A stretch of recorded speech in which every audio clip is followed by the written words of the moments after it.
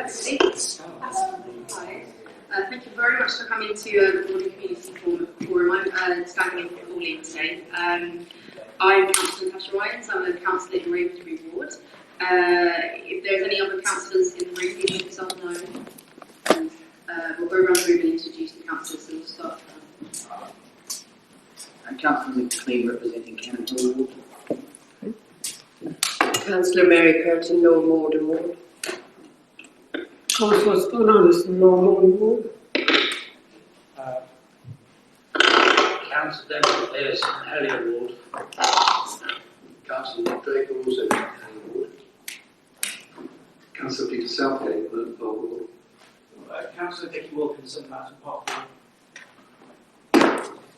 Okay, thank you very much. So our first item on the agenda is the Improving Healthcare Together consultation.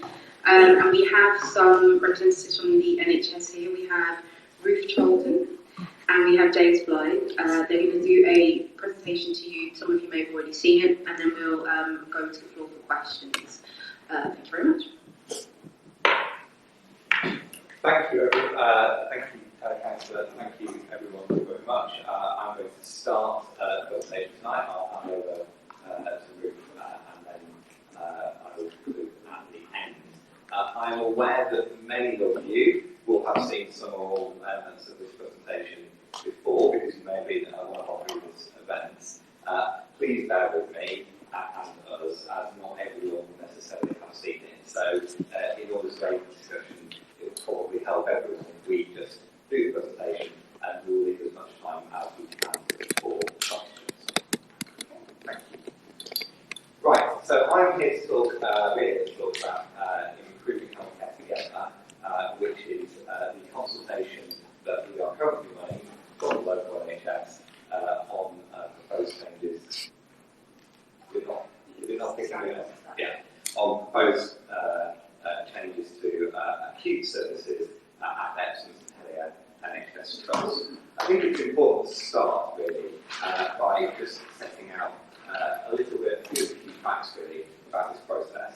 So the NHS locally has been allocated £500 million to improve the current buildings at Epsom St Helier hospitals and build a new specialist emergency care hospital. And there's a few really important things to say about this just before we get into the case for change. So under these proposals, 85% of services will stay at both Epsom and St Helier hospitals under all three options. And both Epsom and St Helier hospitals will stay open 24/7 and 365 days a year.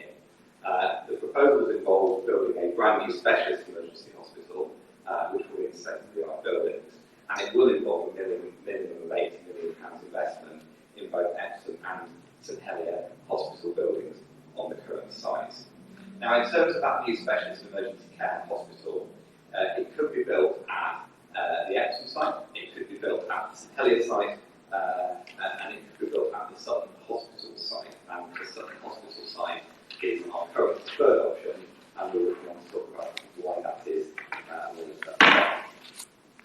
Just coming on to the case of change, so why we're doing this. I'm going to talk about quality, I'm going to talk about the buildings, the estates, and I'm going to talk about finances. So, in terms of quality, we know that at the moment, patients at Epsom St Helier hospitals don't always receive the level of care that they need and deserve.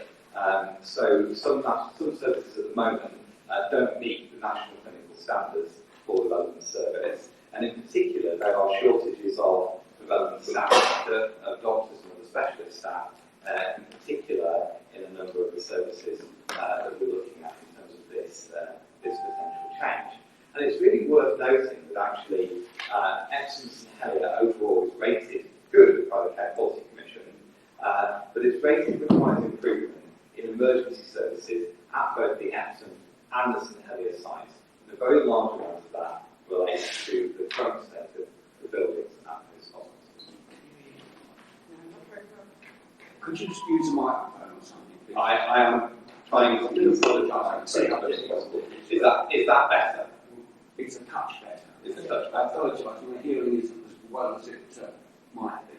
How is everyone else managing? Is that clear? If you stay in one place, you'll be fine. Okay. Right, well, Could sit at the desk and use the microphone. a little closer to the microphone.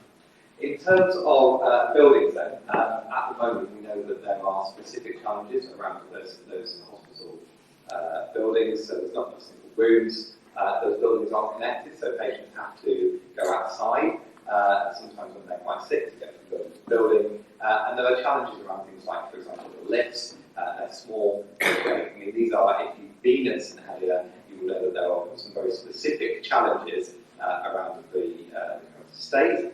And in terms of money, the St Helier is currently spending more than it can afford, and a lot of this goes on temporary staff, and it also goes on the upkeep, and keeping those on the buildings safe is something that is a significant financial drain on the local state at the moment.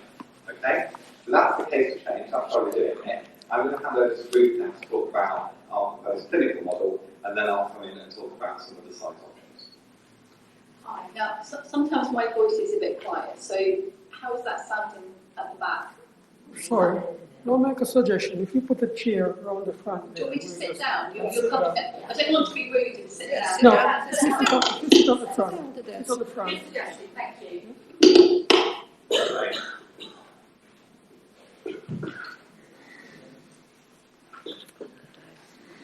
Thanks, that's really helpful suggestion. That's much clearer, isn't it? So, hello, my name is Ruth Charlton. I am a consultant paediatrician at Epsom St Helier, so still undertaking clinical work, and I'm also joint medical director and deputy chief executive.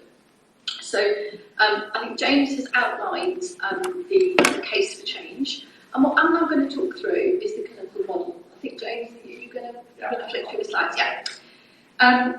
So, we've got a diagram here that explains the proposed clinical model. As James has said, it is possible to build a specialist emergency care hospital on either the Epsom, St Helier or Sutton sites.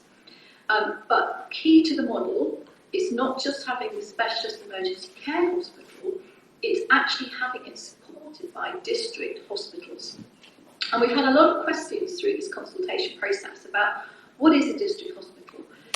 So a few points here, but if anyone is more interested, there is a really helpful video that we've made that we can give you the link to that explains in real terms with our real staff explaining to you what a district hospital site would look like. So under all the options, Epsom and St Helier would continue providing district hospital services.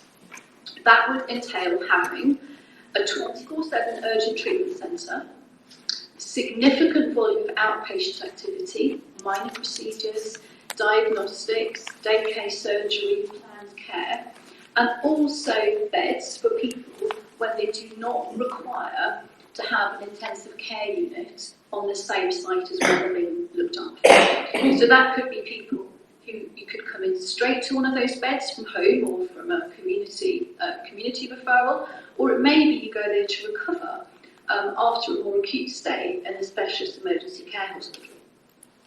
So moving on to the urgent treatment centres, so 2 out of 3 people who currently attend A&E would be able to be cared for, looked after and discharged for the urgent treatment centres. They'd be open 24 hours a day, 7 days a week, staffed by doctors and emergency care nurses. And they would provide urgent and emergency care for people who make their own way to hospital. So clearly, if you called an ambulance, you would be taken to the specialist emergency care hospital. But we know from our experience that the vast majority of people who come to our A&Es actually don't come by ambulance and could be cared for very appropriately, very quickly in an urgent treatment centre. So moving on to the specialist emergency care hospital, as James has outlined, we have got challenges in staffing our emergency 24/7 medical rotas onto sites. So we believe we can afford a higher quality of care to you, our patients, the families of our patients, if we actually bring together the beds for the sickest patients onto one site. And the services you'd have there would be a major emergency department, so that would take trauma, ambulance calls, acute medicine, so that's caring for patients who come in by ambulance, who then need to be admitted to hospital, and who very importantly need to be admitted to a bed where there is a critical care unit on the same site should they deteriorate. We would do emergency surgery, that's orthopaedics, it's urology, it's general surgery 24/7. We'd have a critical care unit as I've described. Sorry, got a really tickly throat, so if anyone's got any, don't worry. And we have our inpatient paediatric beds. I could probably live the throat. It's all right, I've got one more slide left and then I think I'm fine, thank you. So what does that mean? Because that all sounds very abstract, doesn't it? So the next slide we've got is called examples of what the changes would mean. And we've just got some examples. This is not meant to be an exclusive list, it's not meant to have all the options and all the different things you might come to A there, but it gives you an idea. So an 11-year-old falls off his bike, sprained an ankle, where would that be cared for and treated in the district hospital? Outpatients, district hospital. Having an X-ray in the district hospital, as would be day case surgery, recovering from a heart attack, and having antenatal care and scans. In contrast, where you would need to go, or when you would need to go to specialist emergency care hospital would include if you need emergency surgery, so severe leg injury, having a hospital birth. Of course, that doesn't include people from choosing to have babies at home. We'll have a very strong team of community midwives supporting that. And if a child needed to stay in hospital overnight, that would be in the specialist emergency care hospital. So that gives you a flavour of the clinical model. And I'm going to hand back to James now, and I'm going to come back in again at the end.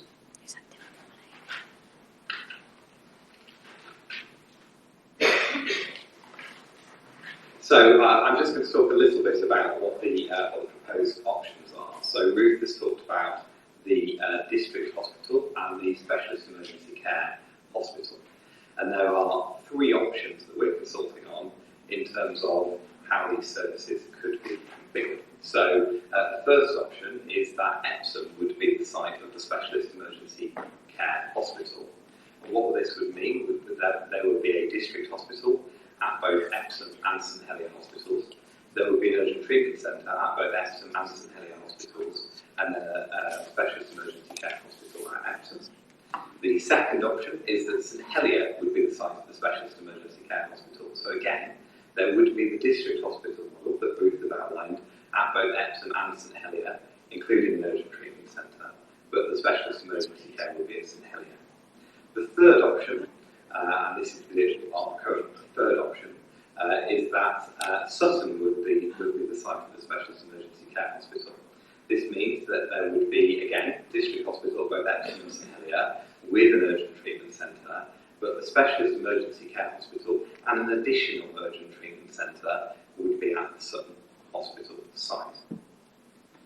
Now, when we are looking at these options and in arriving at a preferred option, though it's important to say this is a consultation, so it's a preferred option and not a decision, we've been using specific criteria to assess the different options, and that's around, you would expect it to be around quality of care, around access to services, around the sustainability of services, so how viable is it to continue running services on the basis of that option, how easy is it to deliver, how easy is it to physically build, how does it meet the needs of local people, how does it stack up financially. Obviously this is a major investment in local services, so it needs to stack up for the long term financially, but also how does it fit with wider strategies, including the wider government strategy around the NHS. And looking at these criteria is how we've identified that currently Sutton is our preferred option. So in terms of overall increases in travel time, these are smallest from the whole Epsom and St Helier catchment, with Sutton being the specialist emergency care hospital. It's the easiest to build as well because you're building on a site that doesn't have substantial services on at the moment, so that's obviously easier than where you have substantial services on an existing site and you would need to move services out to do a building and then move services back in. And also, if you look at the long term and using the government's measure for value from a capital project, and from a sort of any major project like this, the certain option scores best for value to the taxpayer. It really is important to say that at this point that no decisions have been made, and all three options can be delivered by the NHS. So this is a consultation. Three options, certainly not the third option for those reasons, but all three options can be delivered. Now, I know that people want to know what does this mean for beds, what does it mean for travel times, and also what does it mean for other local hospitals. In terms of beds analysis, we have established that in the future we will need slightly more beds than we have at the moment. So in our overall model, beds go from 1,048 to 1,052. Now it's important to say that this is a really complex piece of work. It involves looking at beds across Epsom and St Helier. It also involves looking at where in the future some patients may be closer to another nearby hospital for their specialist emergency care services. So included in this is the fact that under all three options there may be some beds that need to be re-provided at another neighbouring hospital, but that's been included in the modelling. It's also been included in the capital ask, so the financial ask that comes with each of the three options as well. In terms of travel times, so this is something that obviously is critically important to everyone. So it's important to remember when thinking about travel times that 85% of services will continue to be provided at both Epsom and St Helier site. And also, as Ruth said, in terms of patients attending A&E, 2 out of 3 will be able to continue to attend those sites and attend the urgent treatment centres.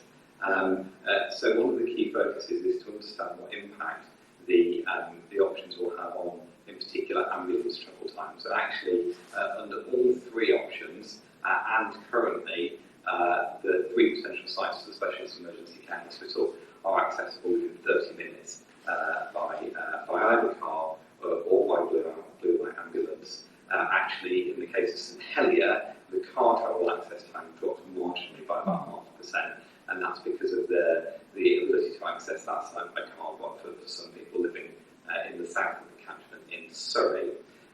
Clearly, there is an impact on public transport access. So, in terms of accessing the site by public transport, for the Specialist Emergency Care Hospital, that would be more challenging.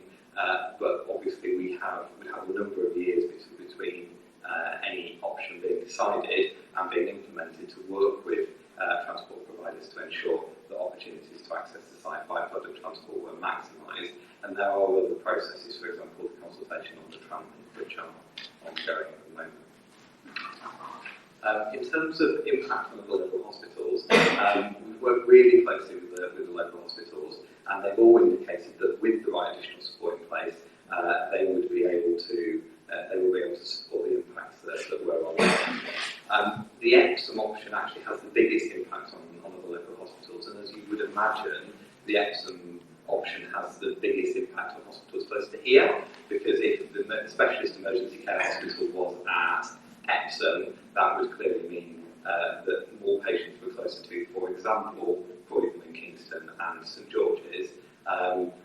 The St Helier Hospital has the second greatest impact, because clearly that then has an impact on hospitals in Surrey, whereas the Southern Hospital site option has the lowest overall effect on the local hospitals, which is sort of logical. It's in the middle of the hospital's catchment. There is a huge amount of detail on this in our consultation document. There's materials over there, and please do look at it because we've gone into some fairly exhaustive details on this. So I am concluding now. We want to know what you think. So we're in a consultation phase. This is one of dozens of events that our team are attending. We've had large-scale listening events. We've been out with community groups. We've had roadshows, pop-ups, everything. I know that for many of you, this is not the first event. So there are 6 specific questions that we're asking about, and they're on the screen. I'm not proposing to read those out. What I would like to say is that there are a huge number of ways for you to have your say. So obviously tonight, so we will be logging all the comments and questions that people have tonight. They will become part of the consultation. But also on here with email, Twitter, Facebook, call, text, right? There's a questionnaire. We've done leaflet drops as well. So there are a huge number of ways for people to supply their views. I think what's important to say about a consultation is it really is about having an opportunity for people to have a look at the proposals, to have a look at the information we've supplied, and to give us their views and their thoughts and their opinions and their concerns. And all of that information then is processed and analysed, and that will then inform decisions which are made by local healthcare commissioners at a later point around an option to go forward. So it's really important this is a consultation, and all three of those options are deliverable by the local NHS. Stop. Going to take questions. First. Yeah, there's quite a few. Oh, sorry. Hang on. There we go. There's quite a few things I don't actually understand. So, at St Helier, even if St Helier isn't the new A&E, emergency services, whatever you're calling it, will the buildings still be improved so patients don't have to go outside to be transferred like they are at the moment? Absolutely, yes. So if you think about the challenges we've got now, we've got the issue of patients having to go outside. We've got a lack of single rooms, with most of our wards having 20% or less single rooms, when that figure should be 50% or more. And actually what we would do, if St Helier, there's actually a picture somewhere in the slide deck, if it's helpful to get an artist's impression of what it would look like. The infrastructure, the accommodation at St Helier would all be in the white front block of St Helier. So we wouldn't need to use the buildings at the back. They would actually have a car park that would go on them. And it would mean that wards at the moment, for example, that might accommodate 4 patients in a bay, would be refurbished to take 2 patients, and we would increase the number of rooms available for single room usage. So there would be a very significant investment and improvement in the accommodation on site to make it really fit for 21st century healthcare. But how would you then fit in everything else that needs to be done? Because you've still got to have all the diagnostics, all the clinics, etc. If you're getting rid of all the other, are you actually getting rid of all the other buildings? Is that what you're saying? It all fits beautifully. So you would have ample room for the urgent treatment centre, for the diagnostics, for the outpatient facilities, and for the beds, the sort of rehabilitation, step down, step up beds. It would all fit into the main block, and as I say, take away the need for people to either go across, the back piece of St Helier or go down the underground tunnels that leak when it rains. So all of the accommodation would be in that main ward block, which would be significantly enhanced and refurbished. So, on your slide, so the big white building says car park.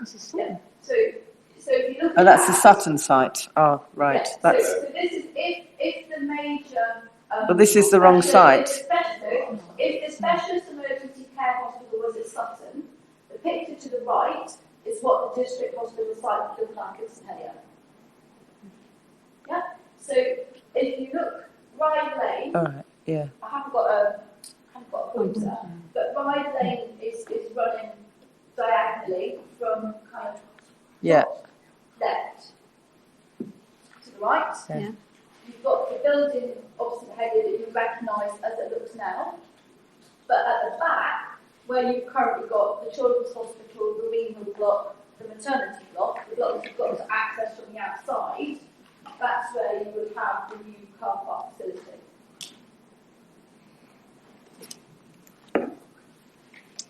Thank you, Chair. Under the current proposal, St Helier would become nothing more than a glorified walk-in centre. I know you're not going to admit that, but that's what's going to happen. You're going to have, there won't be any children's services there, no maternity, no accident and emergency, and there's a 62% reduction in beds. Gone. So this new unit could quite easily be added on to St Helier Hospital. The ground is there, space is there, and I'm wondering why take it out of St Helier and take it down to Belmont, which is, St Helier is a deprived area, and you take it down to Belmont, which is quite affluent area. So I'm still struggling with the acoustics, but tell me, is this better? Yeah. So I wouldn't agree that if St Helier is not cited specialist emergency care hospital, it would be nothing more than a glorified walk-in centre, because 85% of the activity that currently goes through St Helier would continue to take place on that site. So there'd be a very significant volume of outpatient activity, diagnostics, day case procedures every single day. In terms of the comments about there being no maternity services or paediatric services, I speak as a paediatrician. I speak as a paediatrician who does on call and runs to labour to resuscitate babies. It's absolutely right and proper that if you are having your baby in a hospital setting, you have consultants, both paediatric and obstetric, on site through every hour of the day and night, and that's what you would have under these proposals in a specialist emergency care hospital. But most of our ladies who come in and have their babies with us are in hospital at most one night. Very many go home in 6 hours. And so that episode of care is very short. All of your antenatal care, all of your postnatal care, all of your children's outpatients, be it in the period after birth or through until they're 16 years of age, all of that would be on the district hospital site. So I really strongly believe, and I speak here as a clinician who's worked in the organisation for over 2 decades, I really strongly believe that the model that's being proposed affords the best standard of care for our patients. Thank you, but I disagree. Thank you. Hello. A couple of things really. You've said frequently that 85% of all the interactions that take place now will carry on taking place at Epsom and St Helier if and when you move out the acute services. And yet one of your main reasons for making that move is that you can't afford to keep maintaining the old buildings. But if 85% of the interactions are still happening at both those buildings, you presumably will still need to maintain those buildings. But you'll also have to maintain your new buildings on the Marsden, which, according to reports from engineers that I've heard, the Marsden is actually in a far worse state of repair than either Epsom or St Helier. My main point is that as a doctor, you will presumably be aware that any operation carries some risk, even with an apparently healthy person. Mishaps happen, people's health breaks down under anaesthetic. Daniel Elkerley's told us at a recent meeting that even appendectomies can be done in day surgery. If you're intending to take out people's appendix in St Helier or Epsom, when it doesn't have any sort of intensive care, any sort of emergency surgery, any sort of emergency medicine, I would suggest that you are knowingly putting people's lives at risk if you're operating on them with no care for them if an emergency arises. So it's a really important point, which is how do we make sure that our patients, if undergoing surgery, have the right level of medical cover on site?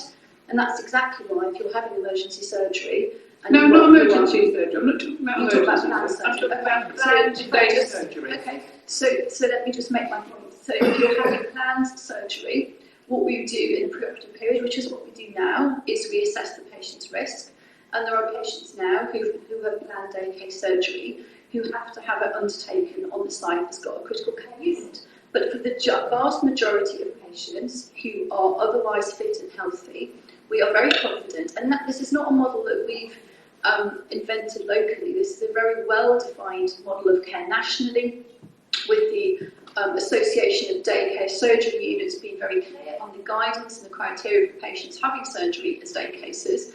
And we are very confident that a patient having day case surgery can be appropriately triaged, can be appropriately assessed, and could safely have surgery undertaken on a site that doesn't have a critical care unit. So people's hearts don't unexpectedly fail under anaesthetic, and doctors don't occasionally make a slip with a scalpel and cut the wrong part of the body and cause a major bleed. That doesn't happen. Is that what you're saying?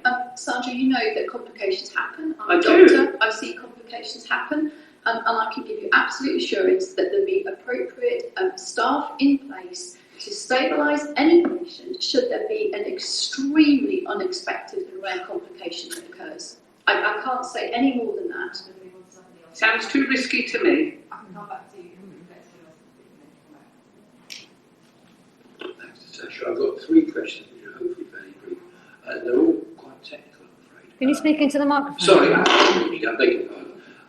Yeah, they're all a bit technical. First of all, we've been told, not in this presentation but elsewhere, the hospital will be completed within 4 years. Now, all the councillors around here know it will take 4 years just to get it through planning. So you're actually talking about 10 years to actually get it built.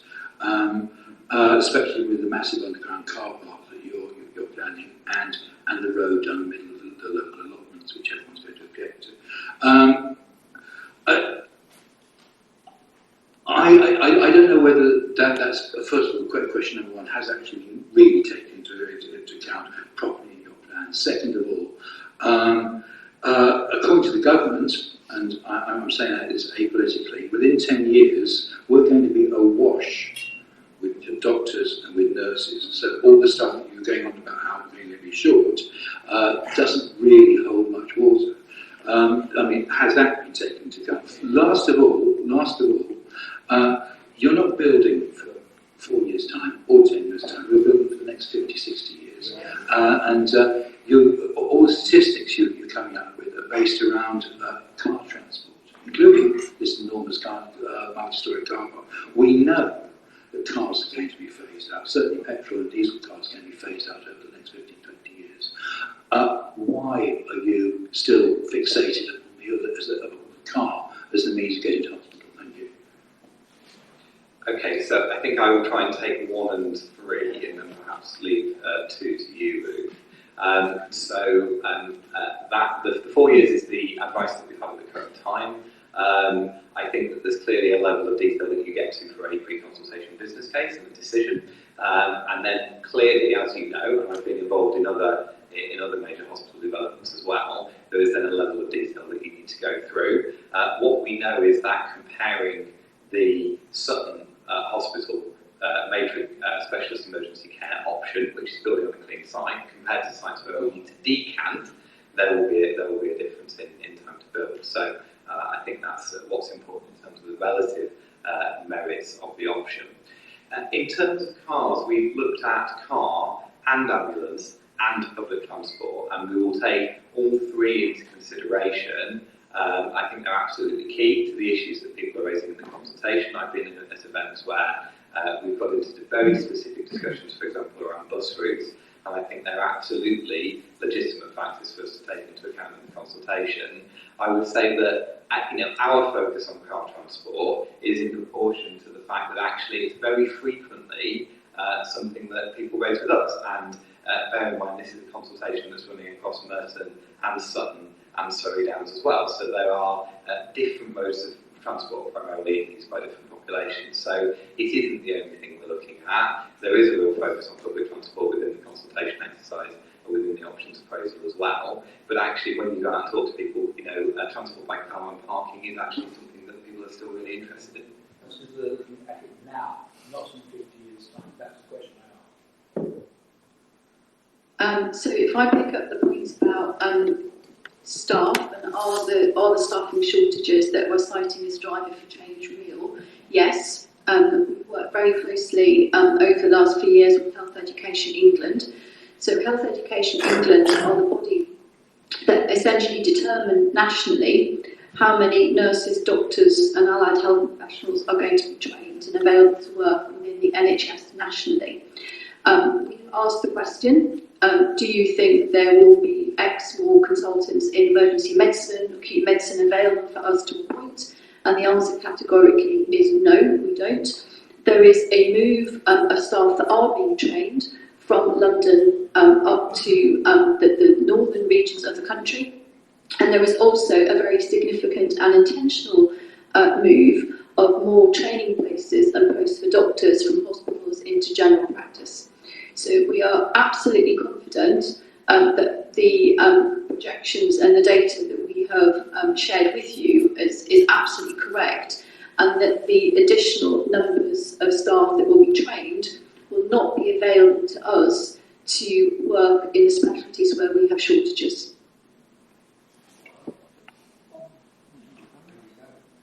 Thank you.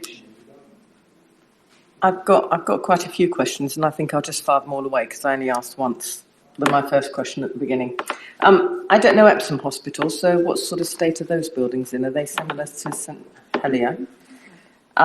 What wards will be, and services and wards will be at the potential new emergency care hospital? Because you're talking about doing emergency surgery, and presumably people then have to go on to other wards to recuperate, etc. What kind of other operations are you going to do there? Because in the discussion about the fact that the district hospitals won't have intensive care, presumably you won't be able to do things like heart bypasses and stuff. So will all those be part of the new critical care hospital? That heart attack recovery you talked about, I'm sorry, there's lots of questions. That heart attack recovery you talked about at the district hospital, if someone has a heart attack, are they going to be taken to the A&E effectively and then be shipped back to another hospital to recuperate, or do they just go to the district hospital? Public transport for all three options, is that going to be improved? Because people do drive. You know, if I have an appointment at St Helier and I have a car, I will drive because it's not easy to get to by public transport from where I live. And what exactly do you mean by impact on other hospitals? Thank you very much. In that particular. Okay, so in terms of impact on the hospitals, very specifically, if the specialist emergency care hospital is in a different place than where the two existing A&Es are, that means that some patients are closer to another hospital. For example, St George's or Croydon or Kingston would become the closest hospital for some people in Merton, for whom it's currently St Helier, if St Helier didn't have a major A&E in the future. So that's the very specific impact, is those hospitals would need to plan to receive some more patients. And so that is the thing that we have explicitly analysed in terms of travel times, in terms of where ambulances would go, what that wowould mean in terms of A&E attendances, and then in terms of people needing to be in beds. And then for those hospitals to be able to accommodate that, would there be a further capital ask? So as an example, because I work in Merton, I work with St George's, so I've been keen to ensure that St George's are fully engaged and involved, and that we understand what it would take for St George's to absorb any impact from any of the options. I think it's important to say that obviously for St George's, there's really no impact with St Helier. There's a small impact with the Southern Hospital site. Obviously, if it was at the Epsom Hospital site, that would be a much more significant impact. So I think that's the answer to that one. In terms of public transport, we've needed to analyse public transport access times to the site as is, because we need to be able to do a comparison based on what's there at the moment, not based on anything that might sort of be hypothetically there or not in the future. From experience of previous projects, when you have a preferred option, that then allows you to have a further discussion with public transport providers and with other authorities about, there's going to be a significantly greater flow to X or Y, and therefore, what do we need to do around for example, some of the bus services that specifically are oriented around the current sites at the moment. So I don't think I could sit here and say there will be an improvement in public transport. That's not in the gift of the NHS. But we would have a time between going forward with a definite option and between it opening to clearly work with public transport providers. So if I pick up the first three, Epsom, similar to St Helier, buildings are newer, but same issues, not enough single rooms. And today I was doing clinic in Epsom, saw an elderly stroke patient having to be pushed outside, having come in through A&E into the ward, because there is no way of connecting the buildings. So essentially challenges the same. Wards in a specialist emergency care hospital, clearly if you had emergency surgery, you would then need to go to, even if you went to critical care, you then need to go to an acute surgical ward and have the right staff with expertise to recover. If your recovery was prolonged and you needed rehabilitation and therapy, that's when you may transfer closer to home to the district site to rehabilitate fully.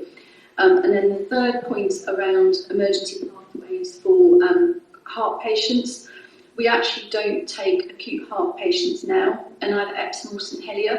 It's an example of where pathways work really well. If someone has a suspected heart attack, they're taken to the nearest heart attack centre, which for us would be St George's, where they can have immediate 24/7 procedure to unblock the artery, and/or surgery if was needed, and that would not change in these current proposals. So thank you for the questions. So at what point would they end up at the district hospital So to recover? it's exactly the same as the general surgical patient. Once they no longer need specialist cardiothoracic surgical input and they're in the rehabilitation phase, getting ready to go home, then they go back to the district hospital. Thank you. Thank you very much. Just to say, we're running out of time, so I'm going to go to Nick, I'm going to go to the lady in the pink scarf, and then the lady in the striped jumper, and we might have to wrap things up.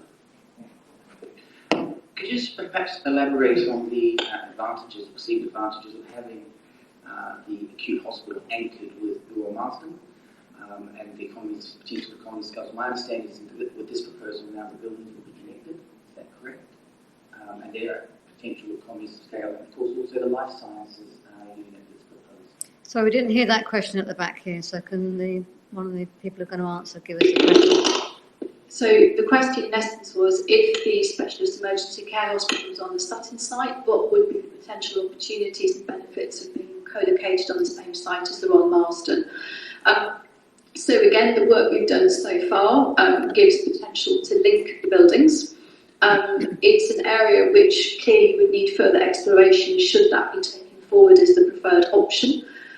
But you could speculate that there may be benefits for both organisations in combining laboratory services, scanning equipment, perhaps even intensive care facilities. And also, clearly, you would have specialist staff who were freely available to walk from one site to the other and care for patients that otherwise would require potentially them to visit from another hospital. But it's important to say that because we have not as yet made a decision, that is an area which would need further work and exploration as we progress to the next stage. Thank you. In these days of awareness of pollution, it was quoted at one of your meetings that 10% of all journeys locally are health related. This would be vastly increased, I suggest, if patients were, after a few days in an acute facility, moved to a so-called district hospital, and then if they get worse again, move back. A huge increase in the amount of transfers of patients between, not from ward to ward, not from part of hospital to another part, but from one hospital to another. That would greatly increase the journey times and therefore the pollution. But I'm most interested in your beds figures.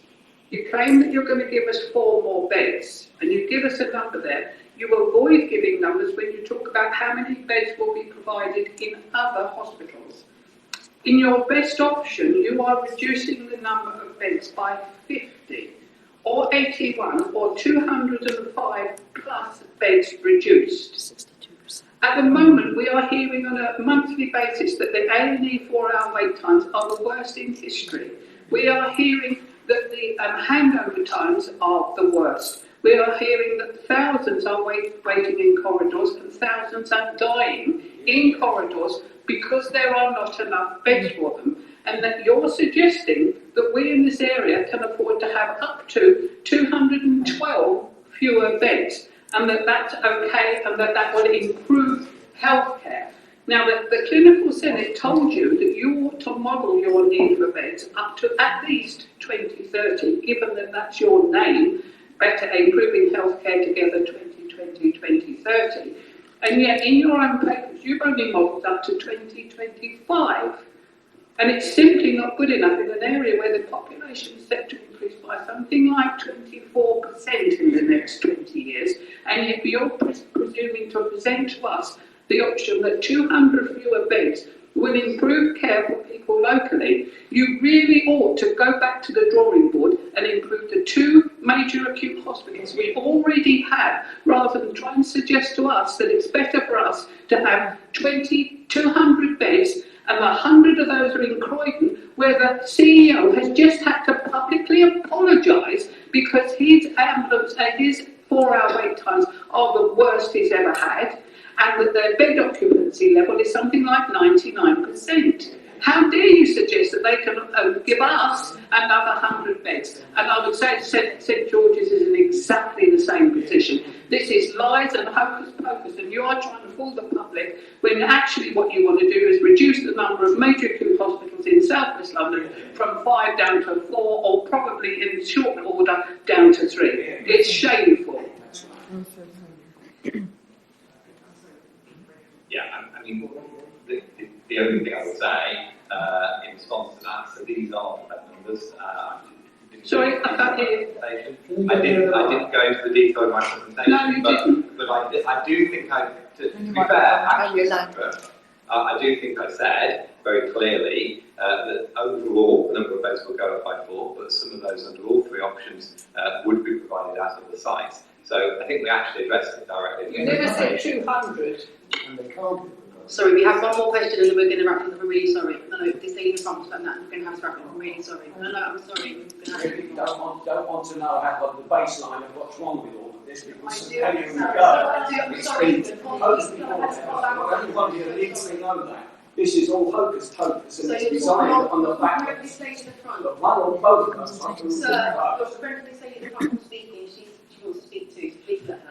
2 quickies. One, will we lose the training facilities that St Helier, I believe, currently is a training hospital? And secondly, who on earth decided to have the final day of the consultation as the 1st of April? It is so rude. It may have been accidental, but I doubt it. So the answer, the second point, I think it was accidental. It's the way the way the calendar has been laid out. In terms of training is really, really important, and actually we are very confident, and Health Education England are very confident that under the new proposals we would not only maintain the trainees we've got, but would actually to attract more trainees with such an innovative model of healthcare. At St Helier. Absolutely, across all. How can you train St Helier? You won't be providing enough services to train them. Okay, I'm really sorry. We're going to move on now. So I'd like to thank you very much for coming. Please do respond to the consultation with your thoughts and your contributions. We're going to move on to item number 3, which is Magistrate Courts. And we've got Mandy Lamplough here. Magistrates Courts. Yeah, I haven't seen it. I couldn't understand what she said. It was most.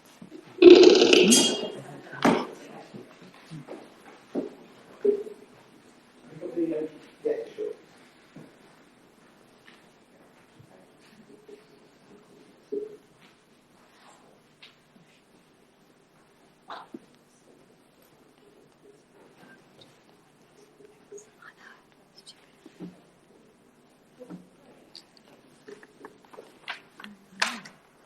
Right, good evening everyone.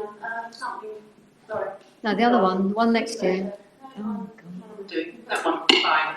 Right, good evening everyone. Something a bit different, I think. And I was invited to come along because people in the local area were interested to hear a little bit more about what magistrates do and the Magistrates Courts, and I'm happy to answer any questions as a result of that. So I sit at Wimbledon and Lavender Hill Magistrates Courts. We'll go on to closures later, but a lot of courts have closed. So I'm sorry if some of you know a lot of the facts, but for those, I'm starting as I would a normal presentation to sort of magistrates in the community is what we do. Last year we saw about 4,000 primary school children, in the hope that we would divert them from crime if they actually knew what it was like to go to a youth court, and actually that things are taken very, very seriously indeed. A quick history of the magistrates. Obviously, about 600 years ago, it was impossible for the king then to see everyone and to opine on their criminal activity, and so he appointed justices of the peace.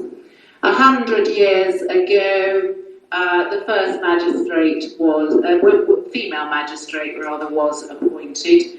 So we have moved on. And if I look at the bench today, we are not quite 50-50. We have a slightly higher number of females sitting as magistrates, but it's not as bad as it used to be.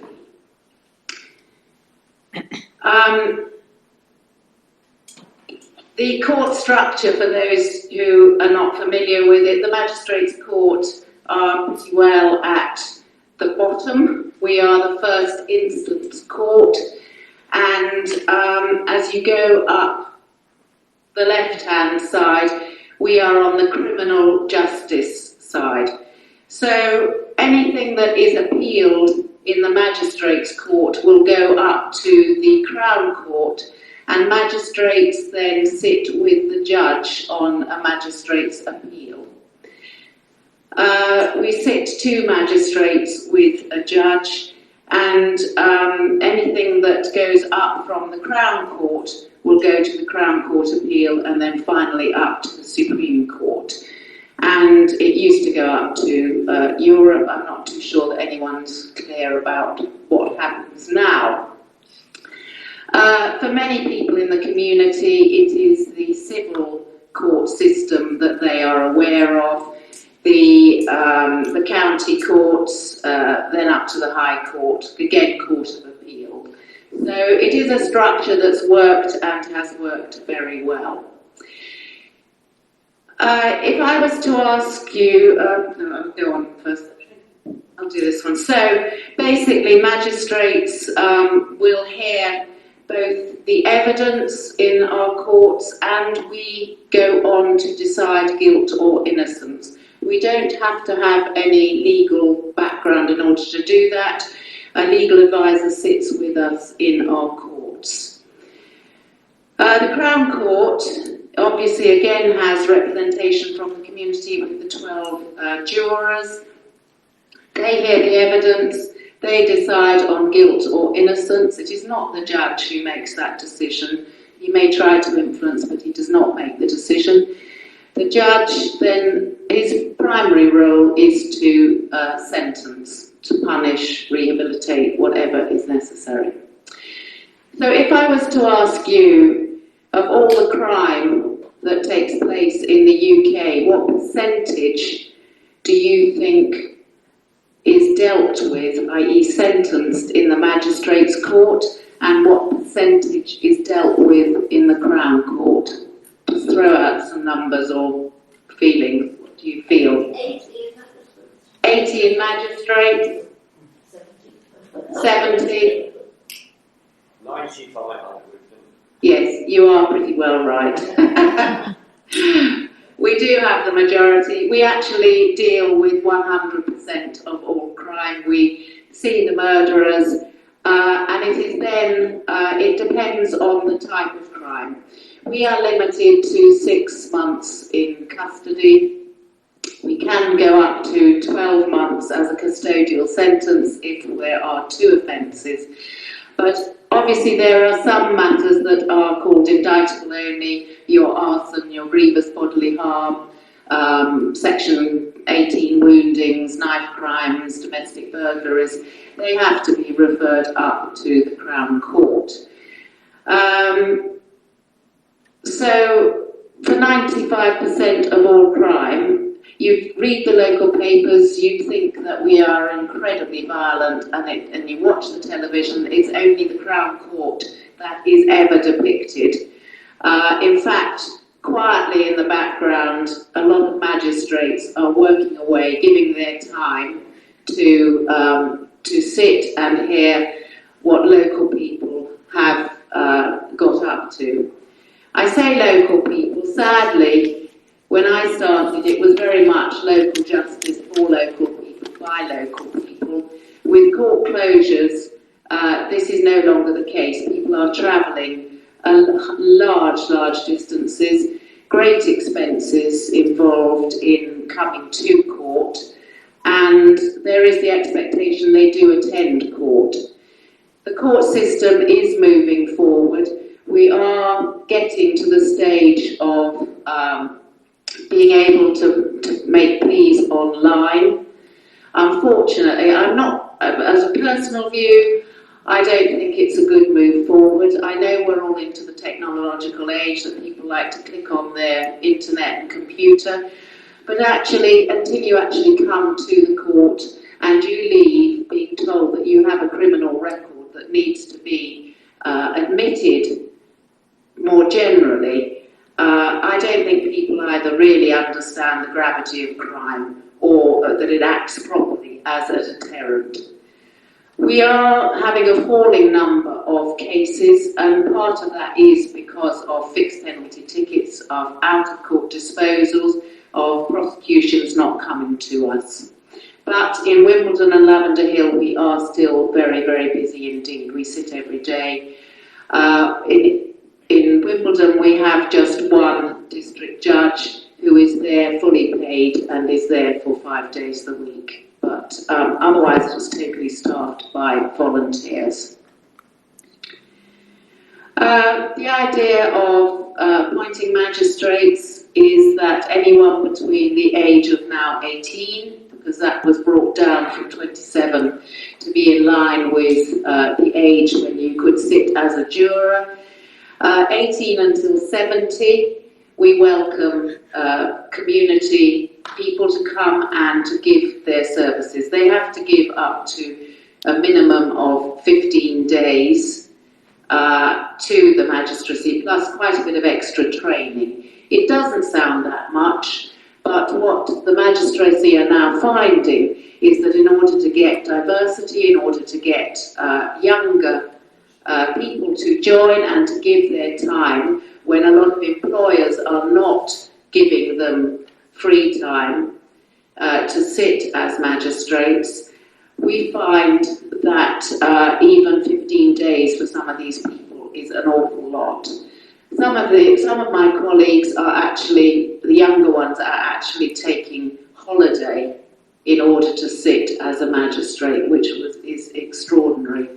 Others have been passed over for promotion because they've taken time off. It is a problem that society needs to address, really, and more employers should be aware that being a magistrate does enhance their workers. It makes them much more aware of what is going on in the local community, and it's bringing an interested and motivated person to their workplace for the other 4 days of the week.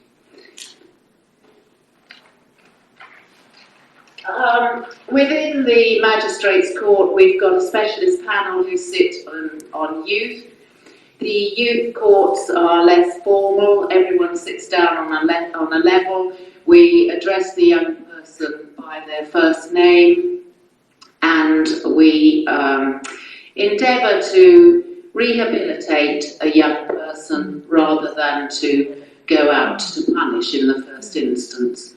But I have to say that having sat for 33 years, the young are becoming much more violent. The level of crimes, their entry-level crime, is much higher than it ever used to be.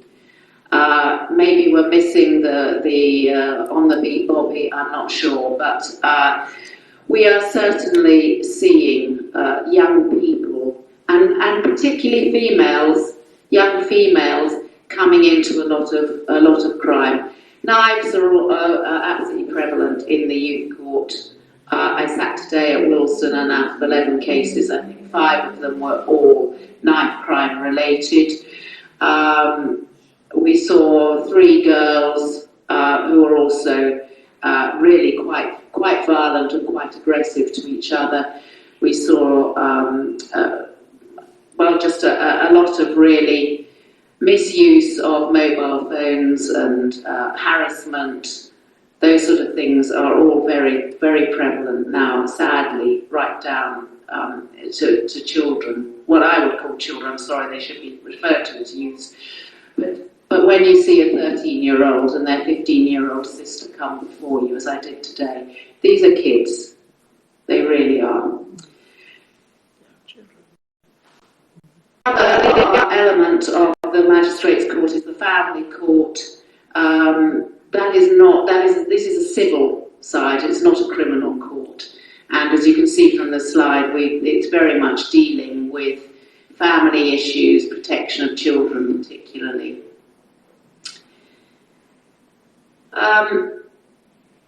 Inside the Magistrates Court, we sit as a bench of 3.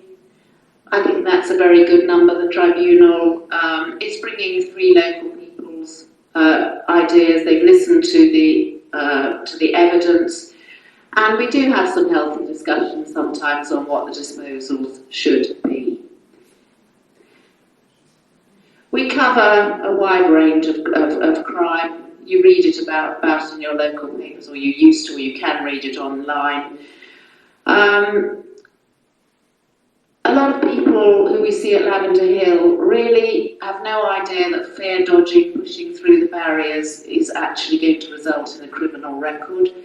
They leave us with something like a £600 fine, £85 in costs, a court victim surcharge of £60 if it's gone with a £660 fine, and it then hits them. If it's been done in their absence and they haven't actually bothered to attend court, they very soon come winging back to make a statutory declaration and to try and ask for the case to be reopened. So it is serious, it's very prevalent, but society as a whole doesn't seem to view fair dodging as a criminal activity in the way that I'm sure most of us in the room would realise that it is. Out of hours and so on, we deal with a lot of warrants. Warrants are a difficult issue for the magistrate. We are signing for the police to go into somebody's home. We have to be very clear that there is a necessity to break down a door to go into somebody's home, and we have to be sure that the reason for them going in is sound, that they have a strong belief and good sources to suggest that there will be evidence found in that address. The other difficult warrant is mental health warrants, where people are not taking their medication. Again, those warrants have seen a massive increase in the last few years. We deal with that as magistrates. So the crimes committed, arrests are made, people are taken to the police station. They are permitted to have a solicitor. At that stage, a no comment is very usual. They have been advised by solicitors not to say anything until the whole background to the case is known. And this is sometimes very frustrating to magistrates. You have a person in front of you, and you think they must have known if they did this crime. They must have known. They should be pleading guilty.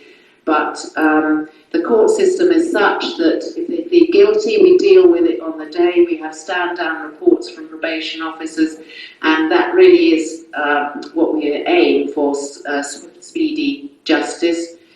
If they plead not guilty, then the matter goes to a trial on another day. Again, we try and reduce the delays there, but in the Magistrates Court, we would aim to see to run a trial within a couple of months. If it's going up to the Crown Court, it's considerably more. One of the most difficult things, really, failed decisions. People come before us, and we have to decide, with a fairly structured decision, whether we feel we can release them back into the community, whether they should have conditions of their bail, because we want to stop reoffending, but we principally want to protect the public. So can they be released on unconditional bail with the onus of keeping out of trouble and returning on a particular date? Do we have to set conditions? Conditions could be not contact, not to go somewhere, to abide by a curfew, to have electronic tagging, GPS tagging now to make sure that they don't commit crimes? Or is the matter so serious and likely to result in a custodial sentence, in which case we can consider remanding them in custody pending the outcome of their trial.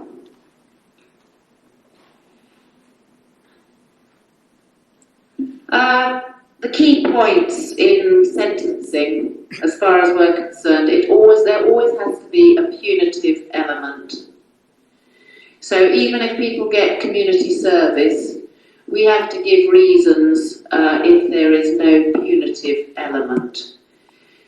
We aim at reduction of crime, we aim at deterrence, so sometimes you will read about sentences which are there to put people off. And in local areas, again, the primary aim of local areas is that magistrates know the issues that arise in local areas, and then hopefully we can increase the sentence or sentence accordingly. Wherever you are throughout the country, we are now bound as starting points for our sentences by sentencing guidelines. And if you're interested, you can look up the Sentencing Guidelines Council, and for any crime, you can find the starting point, the suggested sentence that a magistrate, whether they're in London or Sussex or Manchester, should be applying. That is the starting point. Every single person has a different story, different circumstances.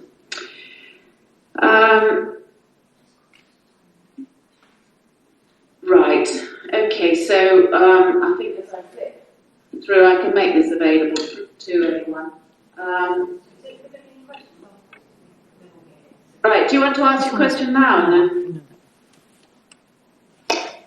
Yeah, just quickly, what is the court victim surcharge and why was it introduced? Why was it introduced indeed? It used to be called the victim surcharge, and the funds were to be diverted to pay for people who had suffered from crimes. That's what we're told. A lot of magistrates have asked since it was enacted, and it's nothing that we can do really. I think our Magistrates Association made representations when it was suggested. We continually ask, where does the money go? It is a standard charge, so if there is a fine as a sentence, it is 10% of the fine, with a minimum court charge. We now call it a surcharge. The word victim has actually officially been dropped. We call it a surcharge, it's 10%, but the starting point is £30. For a youth, it's a little bit less. For, I'm trying to think, for the different sentences, for a community sentence, then a person is paying, and the figures have all changed, but I think it's something like £180.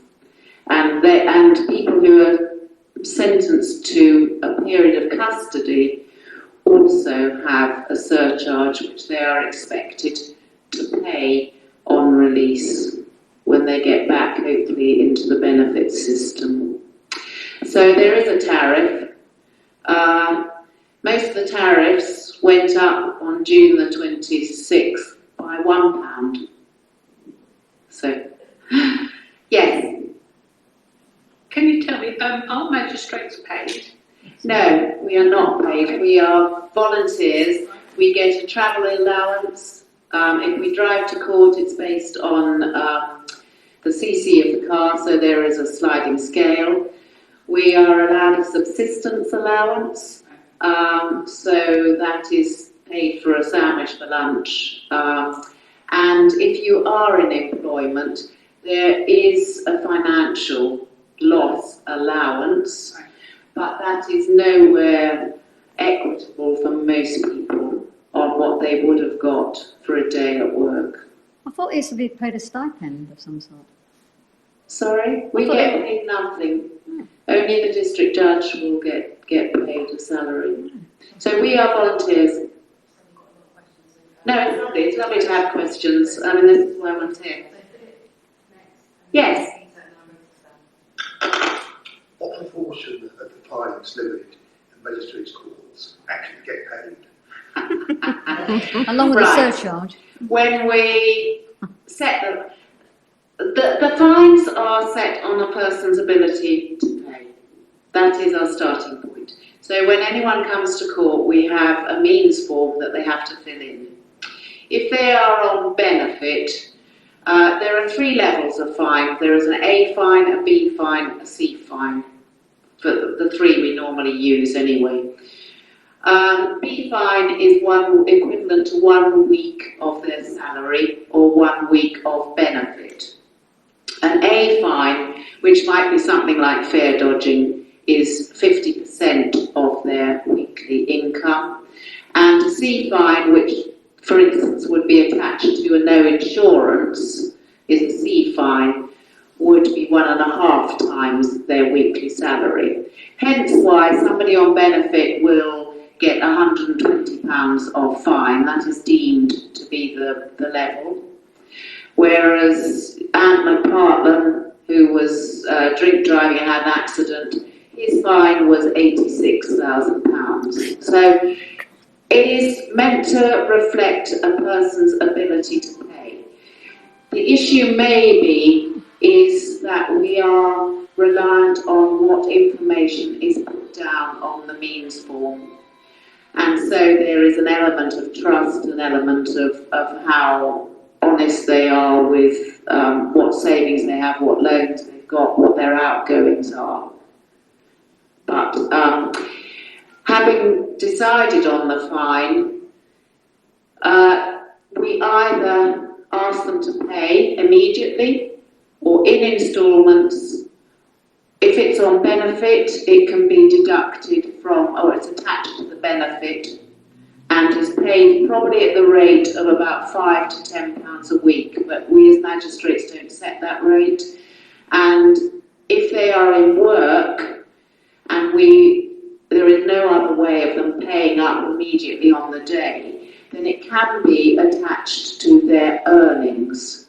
Not many people like court fines attached to their earnings, so they are more likely to make the effort and say they will pay within 2 months.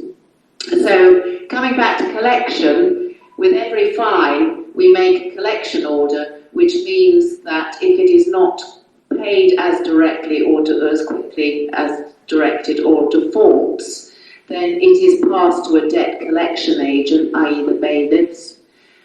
We're not involved in that, that's a separate thing. But they would go to the house, they have the powers to seize goods to the value outstanding, to clamp and take away cars. It affects someone's financial rating, and there's also a hefty bailiff's fee. I'm not sure it's very successful. It used to be done by the magistrates in-house in a distress court, and we would do means inquiries as a result. And they paid up because you can commit them to jail.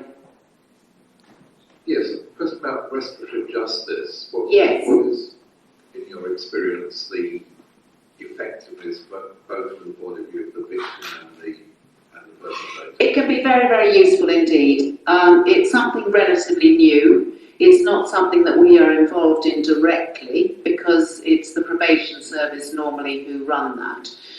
The idea of restorative justice is that the victim should meet the offender. Now, if they can't actually meet, if it's in neither's benefit to actually meet, then sessions can be set up for the offender with somebody acting the role of victim. But our experience is, and what the feedback is that it is very, very helpful indeed. Because when in the community you have suffered a burglary, you feel that your house has been entered, you're worried about putting the key in and whether it will have happened again, and you feel you've somehow been picked out personally. If you actually hear from the offender that you were not targeted, it just happened that they watched you go out, or they saw on the phone your Wi-Fi has a location monitor, and that they know you went to collect the children from school and that the house was empty. and it was totally opportunistic, then I think it makes the victim feel a little bit better. Also, if they hear that somebody has a drug habit, that you know, life has been tough, it enables both sides to understand. And of course, for the offender, can be incredibly powerful, because they have never stopped to think. They are acquisitive crime. They are feeding a drug habit, and they just took an opportunity and went in and grabbed things. And if they realise that they have actually upset someone, that in trashing the house it costs money, that if personal belongings were taken that meant something to people, it can be a very salutary experience. So restorative justice is something that's definitely coming in, and that we can ask for. Yes, sir. Yes, thank you. In your starting line, you stated that you have to do 15 days. Yes. Over what period of time does that? Over the year. Over the year. It doesn't sound very much, but it's once a month. The initial training for a magistrate is now 3.5 days.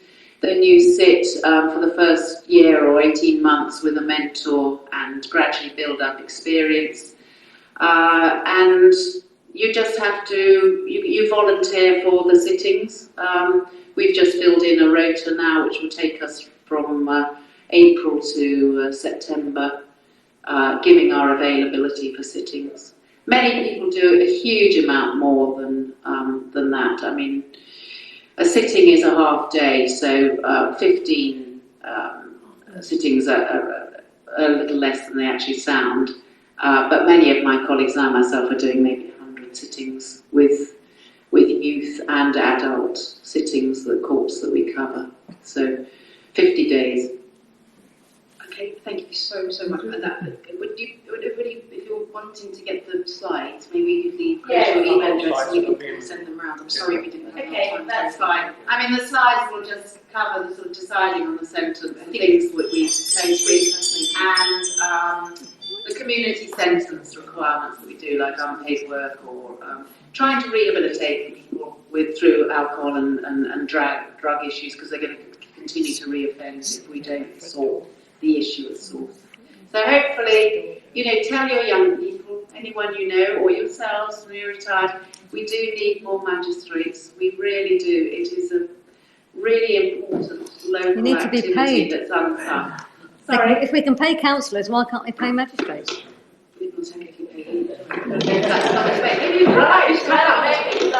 I expect a lot of them put in the same amount of time as you do. Thank you so much. If you get the slides, please leave your email address with Chris, and definitely, and if anyone's got any questions about how to become a magistrate, to get absolutely. I mean, you can look at the websites. Very happy they have my email address. If you've got any, if you want presentations, we normally take about an hour and a quarter. Very happy to talk to schools, which we do, to applied law students, universities, community associations, whatever. Do get in touch with us. Thank you so much.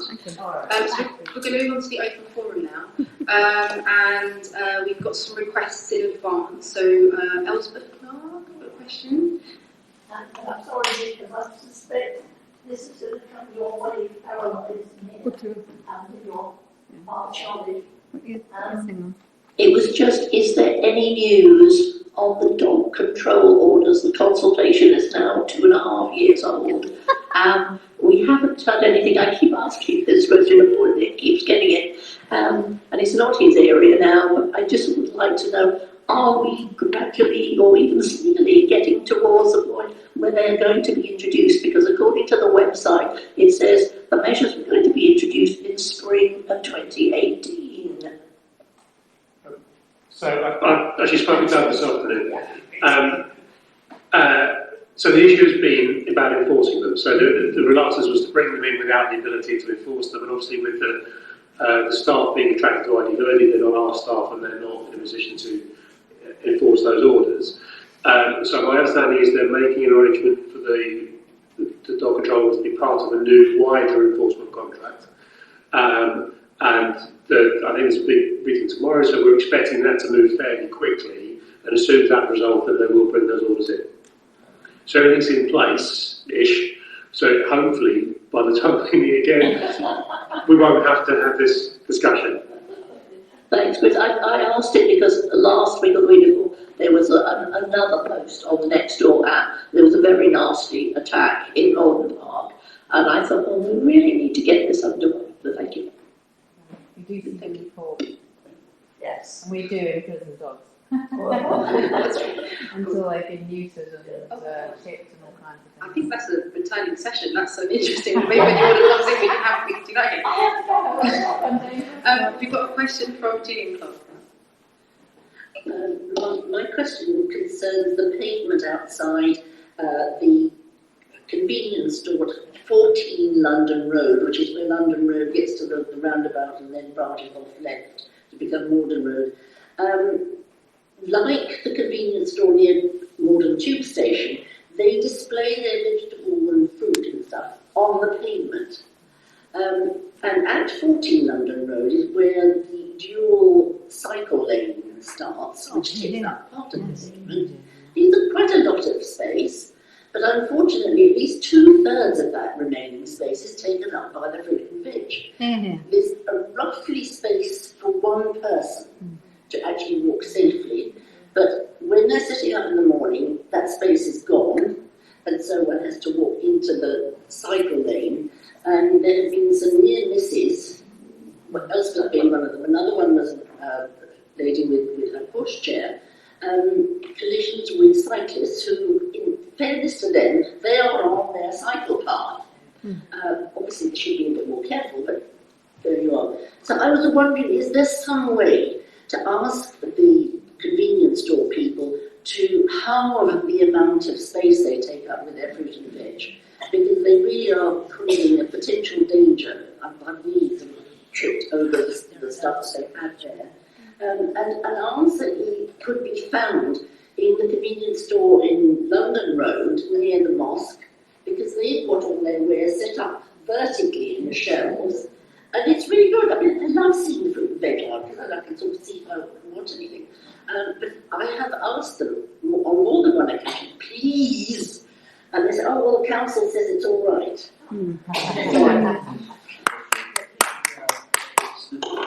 I've taken on a new job. It's a street trading license. If it's actually on the public pavements, they actually have to have a license to do it.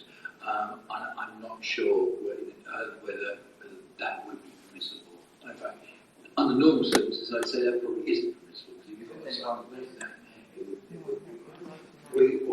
Chris, if you can get the address. Well, it's right near the roundabout. I've raised it with highways, and they promised they're going to have a look. It's 14 London Road. Yeah. I have got photographic evidence if you would like me to send it to you. And presumably they have an area in which they're allowed to display their goods and an area where they're not. It's not marked up though. Whether they're breaching that. I've actually complained about that particular shop near the roundabout over the last 3 or 4 years, and other people have. And I said they should put studs on the pavement so they can see clearly where they can go up to. Where they go at the moment, they take up the whole pavement. There is also street furniture there that gets in the way. It's right by where Woolies used to be. Let's get highways to make sure that they've got their licence, and if they have, why isn't it being enforced, and make sure. And I've been also spoken to the police about this as well. Yeah, well, that's really fine. Well, it's We'll agree with that and get that sorted. So we're going to open up to any other questions? No? Oh, okay.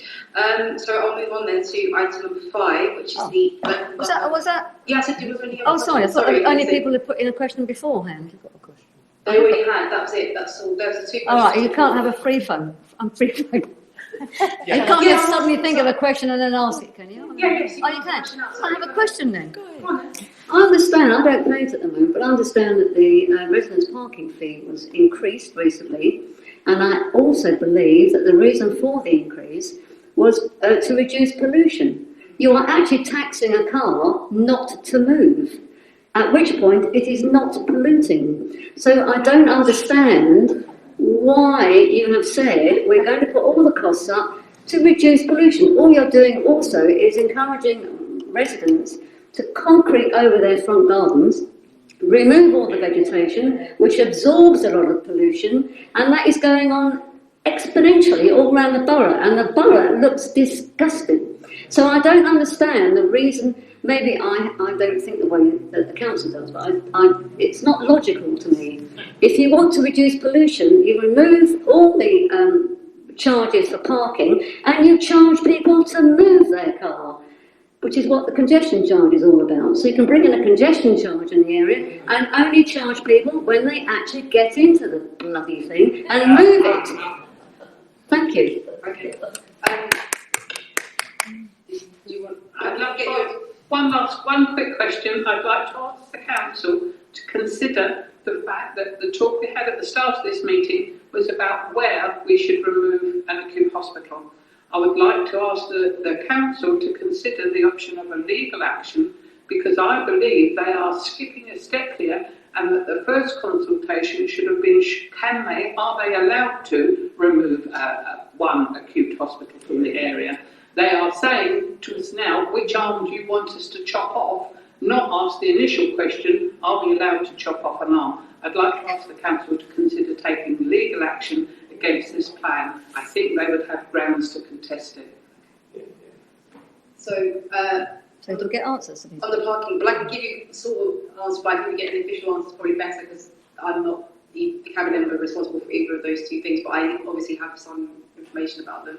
The PTAL ratings and the parking charges have gone up compared to compared to your proximity to a transport hub. So if you live near a tube station, your parking charges have gone up more. If you don't live near a tube station or a train station, your parking charges have gone up, but not as much. If you have an electric car, your permit charge is still £20. So the idea is to encourage people to do the right thing and come out of their cars and not have them at all. There was a meeting yesterday at Suscoms where we were talking about the next stage of that, and part of that air quality task group and the recommendations came from that was looking at mini ULEZ zones and looking at mini congestion charge zones. So those are things that the council are considering. So watch this space in terms of air quality and fixing it. I'd just like to make a little comment on that. This whole parking thing doesn't consider that someone that lives in a high PTAL area may actually work somewhere with very poor PTAL and need to travel there, and likewise somewhere in a low PTAL area may work somewhere in a very high PTAL area and maybe has access of public transport to get there. So the whole thing is a bit of a nonsense, but I am delighted to hear councillors this evening talking about wanting people to stop driving and criticising hospital designs having big car parks, when at planning there are continually applications that come forward in lower PTAL areas with lots of parking, and the whole thing's an absolute nonsense and none of the dots are joined up. And on the legal action, we give you an official response about what the council is doing about the consultation and its formal response to what's happening. Anybody else? So Sorry, I didn't understand the answer. So we'll get you a formal response from the council as to what they're doing in response to the consultation and what advice they're taking. Okay, how will you do that?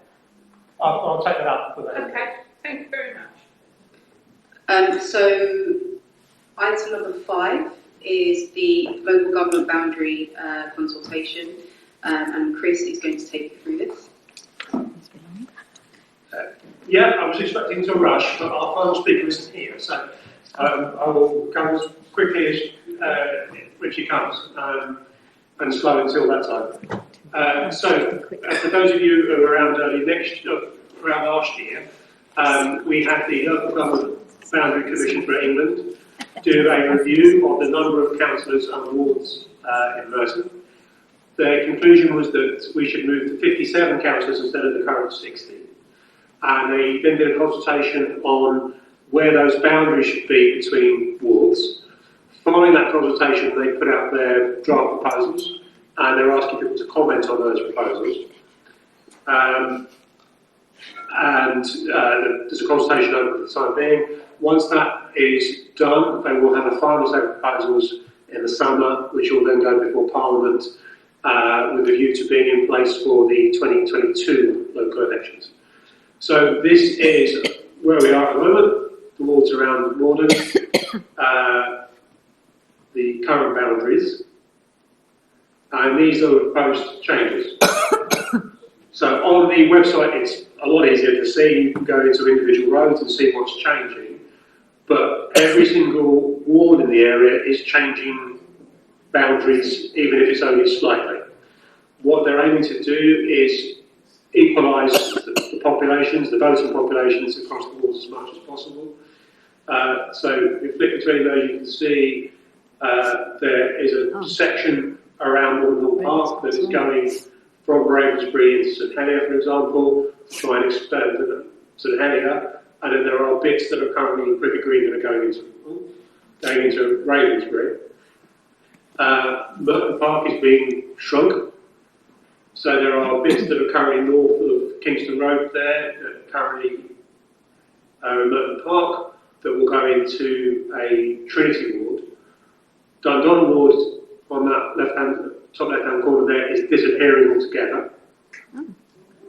So it'll be split between Rains Park and Trinity.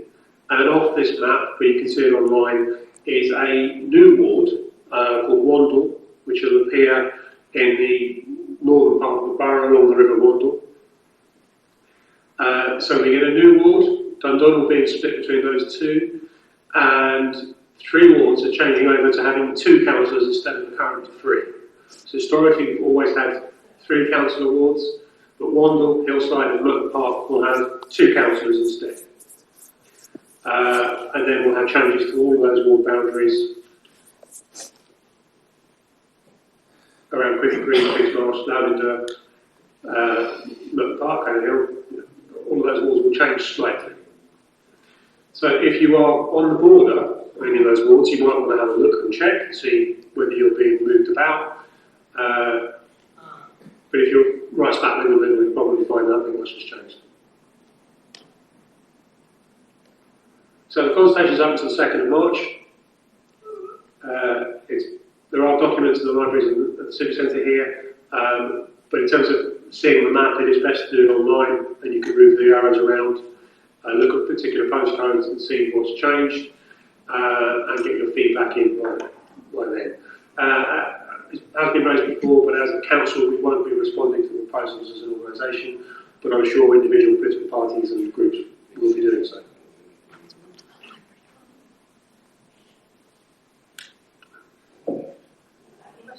Any questions here? Courage. Are there 2 councillor wards because there are less residents or less households, less people? Yeah. So how is it, what is the population or whatever in typically in a ward? Obviously I've led on the Conservative group's response on this. Essentially the reduction in councillors at the early part of the consultation, we went down from 60 to 57. What we're working on is 2025 population growth. Most of that growth is happening in the east of the borough. And so if you're looking at a 2-member ward, I believe it's about 5,800 per ward. For a 3-member ward, it's 8,200. Is that residents or households? Elections. Elections. So it doesn't include young people. As always.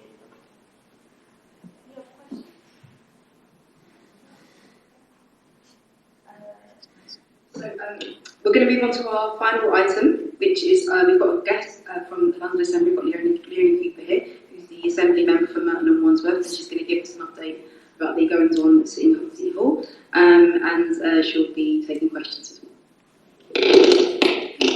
Hi, I was trying to get into the front of the building, otherwise I'd have been here a bit sooner, so I'm sorry to miss all of the other presentations.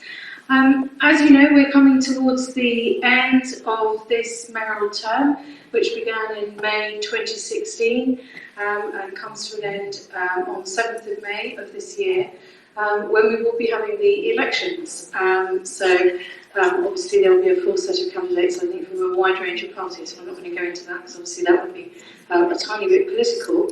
One of the things that's taken us almost the whole of the term, though, to finish, and at the moment Robert Jenrick, who's the Secretary of State for the MHCLG Housing communities and local government is to try and bring in the new London plan, which I think I've spoken about at various of the community forum meetings in Merton. It's a very interesting document. It introduces the concept of good growth, and it also has green infrastructure as one of the main parts of it, which is a good thing, because obviously with so much building work going on in London, having an ongoing emphasis on making sure that as we create new buildings, that we also need to create new green space and also fit them with green walls and green or brown roofs. And that also helps us address the climate emergency and air quality. And I just want to say something about air quality as well, because obviously that's something that there's been a lot of progress on that as well. I don't know whether you've seen the figures that have just been released, but they show that the introduction of the ultra-low emission zone in the centre of London, and also the low emission zone, which covers a much greater percentage of London but applies only to larger vehicles, has already started to improve air quality to a very great extent. And they've done some calculations of the impact in terms of Merton and Wandsworth.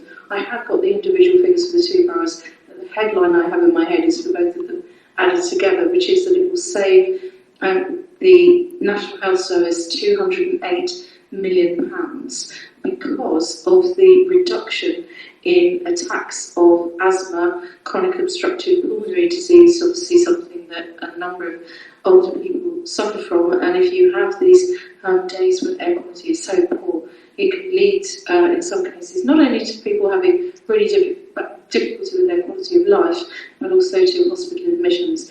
And in general, anything that reduces the pressure on the National Health Service has to be a good thing. But it's also good for children as well. As we know, poor air quality stunts children's lungs. And that's why there's been a lot of mitigation of air quality with school audits being done.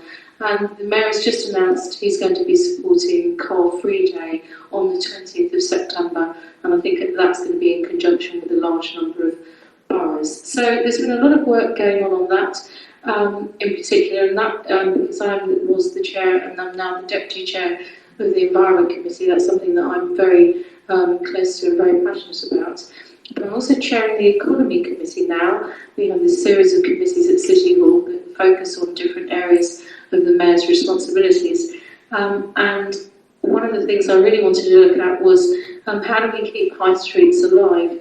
And I'm really pleased to say that I was able to bring in Helen Clark-Bell from Love Wimbledon, because I think she's done a great job as the Chief Executive of that particular business improvement district. And she gave some really useful evidence. So we'll be launching a report on how to keep high streets alive. We also had some really interesting information from the Federation of Small Businesses and also from the British Retail Consortium that works with larger businesses as well, because keeping local shopping areas alive is a big issue for many people. It's one of the things that makes people have a sense of where they are and where they live, along with making sure that we keep places pleasant and green. And so finally, we also have just launched through the Economy Committee a report on the kind of work that we need to be doing to move forward with new jobs in the future, to meet the climate emergency in a new low carbon and more circular economy, which is a very interesting piece of work. It's not been looked at before at City Hall, just as when I was the chair of the Environment Committee, we hadn't looked at single-use plastic either. So it's been great over the 4 years to have worked on so many different issues. I've just picked out a few highlights of the things that I've been particularly close to, but I'm very happy to take questions on any of those things, or indeed anything else for that matter. There may be other things you want to talk about. Mine is on public transport. Is there any chance, any time soon, before I drop dead, of small stations becoming accessible to people with disabilities, those with pushchairs, luggage, etc., etc.? We're lucky with Morden, there is a lift, but at a local station, there isn't. It's 2 lots of stairs. I have COPD, and by the time I get to the top, I can't speak. You'll appreciate that this is a point that is regularly made to us I've actually attended on some visits with Travel Watch and members of the Transport Committee. We try to get, I've done this before anyway, get up on and off trains and a number of stations, and of course it is extremely difficult. The newer public transport, the newer buses are very good in terms of having the ramp that extends out for people to get on and off. Some stations have raised their platforms when you get down to platform level. As far as possible, there is an intention to make as many stations as possible accessible. However, some of the stations are listed, particularly those on the Northern Line, and not all of them do have that accessibility. So there's some that do and some that don't, from Morden up to Clapham South, and it's that section of the Northern Line that's in Merton and Wandsworth. Some are better than others.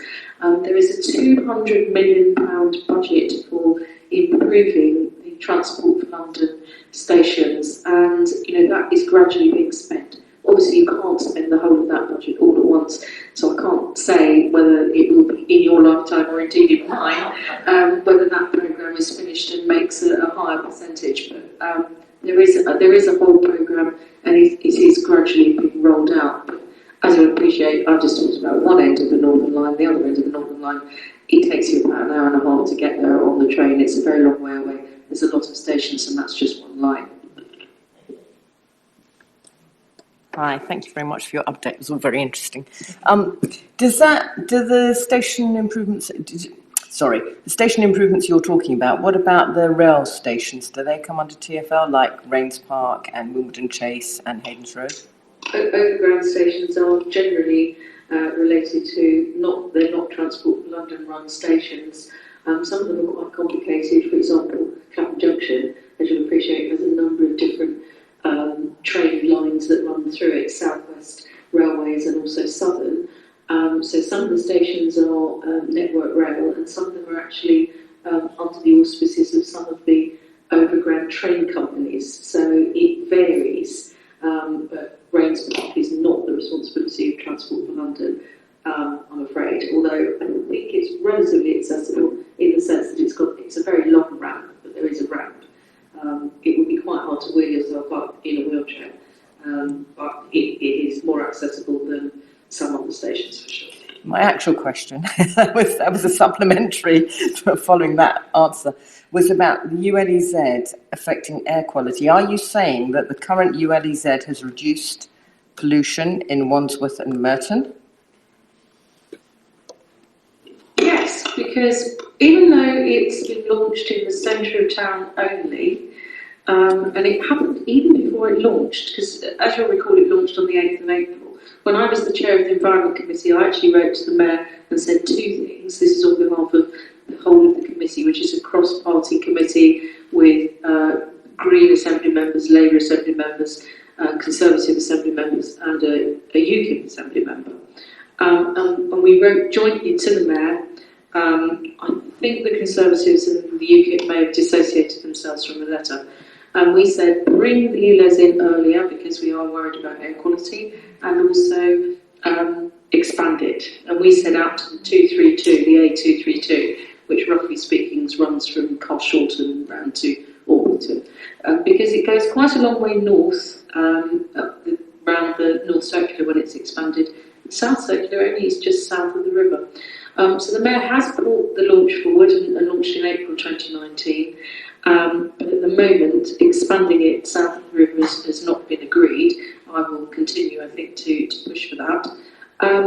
But what happened is that before it launched on the 8th of April, people made an effort not to go into that area in their more polluting vehicles. So compliance with the new regulations had already risen to 68% during February and March, because obviously the central one has got all the cameras, so they know exactly what vehicles are going in and out and which ones are compliant.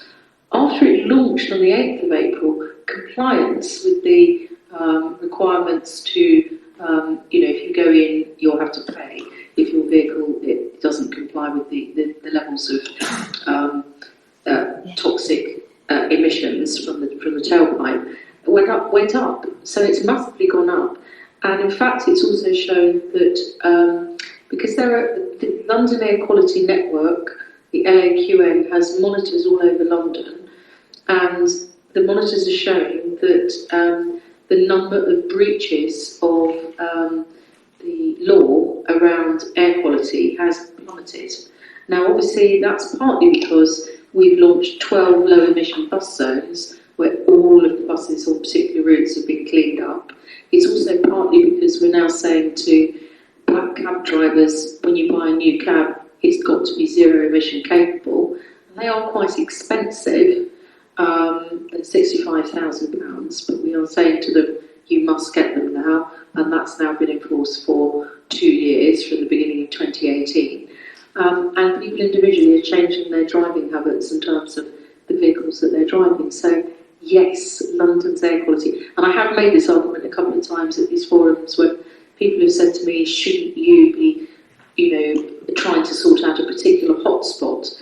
No, I think it's absolutely correct that the Mayor tries to get rid of the hotspots by introducing low emission bus zones, but also tackles air quality over the whole of London. Because, air quality doesn't kind of stop at the border between Wandsworth and Merton. And that's the principle also about if you put in a line and say, within this sphere, you'll have to pay more if you drive a dirty car in. And then obviously people they don't drive to the border of the zone and then park their car and change to another one. And that's the principle behind introducing the ULEZ. Where can we see these figures? I can send them to you. That'd be terrific. And they're broken down by borough. There is a concern when it is expanded, if it is expanded to the South Circular, that people will just drive further out that don't need to go into the centre. Yes, the issues about the expanded ultra-low emission zone are issues that I'm picking up on a very regular basis with the Deputy Mayor for Environment and Energy with her team. We've also had some private briefings with the Head of Air Quality Improvement and also with some of the staff who've been seconded from the Environment team to Transport for London. So we are very alive to the modelling and how accurate the modelling is for the expanded zone. No one is more all over this than I am, other than the other Assembly members, when the South Circular cuts through their constituencies. It cuts through Wandsworth. So I've had some very difficult conversations with people who live literally just inside the zone, have got an old diesel vehicle that they won't sell, even though they've known the expansion is coming for 3.5 years. It means every time they drive off their, if they've got parking, every time they drive their car, they'll have to pay £12.50. And they are not happy bunnies about that, as you can imagine. Okay, so I'll go Philip, Leslie, and the gentleman at the back in the shirt.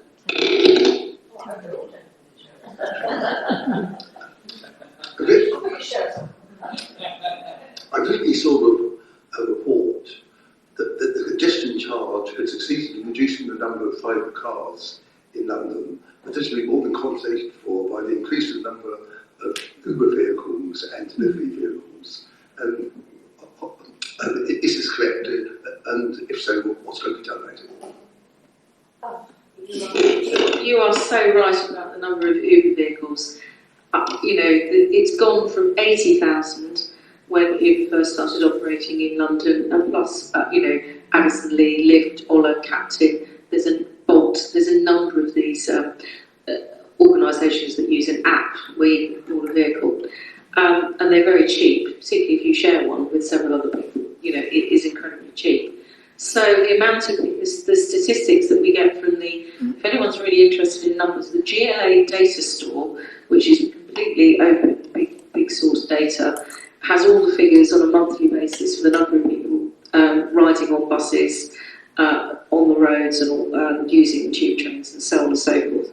And bus ridership is going down because congestion has gone up, partly because the number of private hire vehicles on London's roads has gone up to 600,000. And of course, what we've said to the government is we would really like the Mayor to have some powers to control this, because this is ridiculous. And those are only the ones that are registered in London. The other thing that some of them do is they go and register in Birmingham, and then they come and drive around in London, and they're on the app. Now, with the best will in the world, if we don't have the power to control the numbers, which we don't, if people comply with what TfL want in terms of they must have a medical certificate some issues around being able to speak English, which was actually very unpopular when it was being introduced, so on and so forth, proof that they've got a licence. But we can't control it. We can just register people through Transport for London, but we cannot cap the numbers. Now, I think everyone in the room must see that this is obviously a nonsense, and I think it's a point very well made, Philip.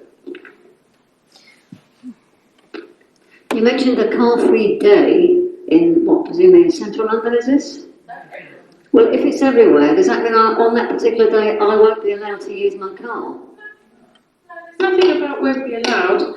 It's an encouragement to say to people, today, the 20th, why don't you think about leaving your car at home?